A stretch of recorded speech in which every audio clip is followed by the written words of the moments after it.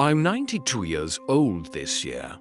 I live alone in a small town in Florida where the sun is warm year-round.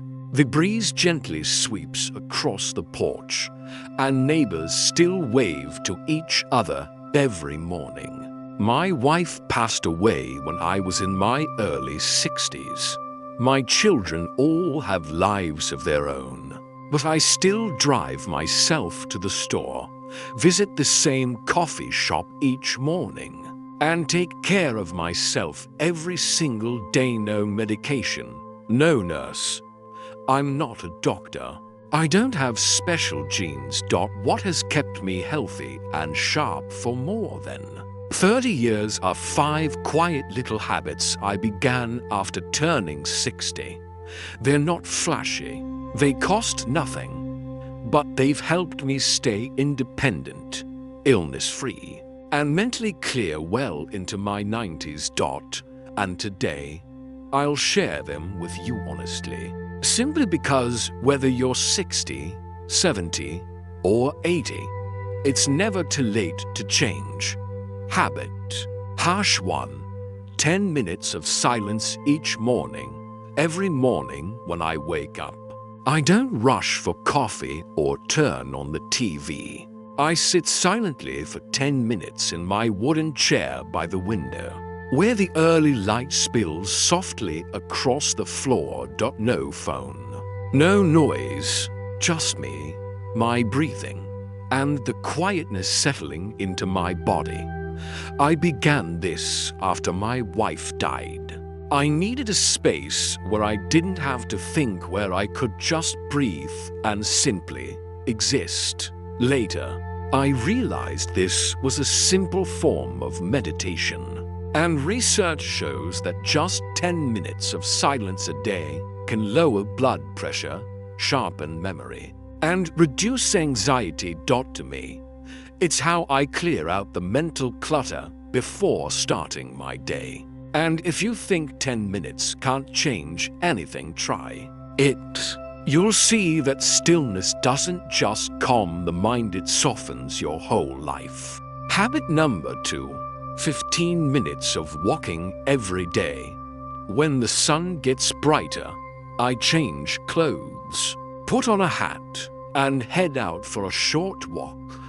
Just 15 minutes round the neighborhood, enough to breathe fresh air, greet old oak trees, and feel sunlight on my skin. I don't run. I don't go to the gym. I just walk every day without skipping. Many people think I'm too old to exercise, but the truth is, your body only weakens when you stop using it. 15 minutes keeps my legs moving, blood flowing, joints from stiffening, and helps me sleep better at night. Research shows that even just 2,000 steps a day can lower the risk of heart disease and stroke in older adults. And best of all, every step is a reminder that I'm still alive, still moving, still hopeful. Habit number 3. Eat as simply as my grandparents did. When I was young, meals were simple: warm rice, boiled vegetables, grilled fish, no sauces, no sugar, no cold cuts. After turning 60, I returned to that way of eating, and I've never felt healthier. My breakfast now is soft-cooked oats with almond milk, a banana, and some walnuts. Lunch is light greens, a little fish or an egg. I avoid processed foods, refined sugar, and eat as close to nature as possible. No calorie counting, no fancy diet plans. I just listen to my body and stop when I'm full. And I've realized simple eating is sacred care for the body, because it's through the small meals each day that health is either quietly built or slowly destroyed. Habit number 4. Talk less, react less. When I was younger, I used to get angry easily. I reacted to everything. I argued to be right. But after losing my wife and living alone, I learned something vital. Peace doesn't come from winning arguments, it comes from knowing when to stay silent. I began listening more, responding slower. When someone says something hurtful, I just smile. When someone is wrong, I let them realize it themselves. The less I said, the clearer my mind became. No drama, no exhaustion, and science confirms it. Silence helps the brain reset, reduces stress, and improves decision-making. Sometimes, silence is the language of those who have learned to live deeply, gently and wisely enough to know they no longer need to prove anything. Habit number 5. Maintain one small connection. An old friend of mine named George, we've known each other since we were young. He now lives almost 100 miles away. But every Sunday, we call each other just 15 minutes, but never missed a week. We don't talk about big things, just updates, memories, a shared laugh or quiet sadness.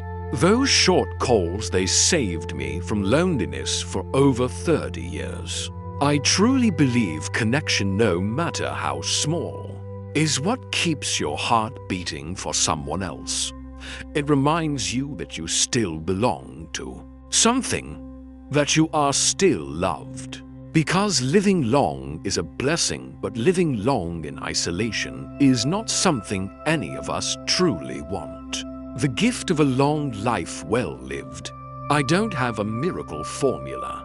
Just a few simple things repeated every day for decades until they became a way of life. Sit in silence each morning.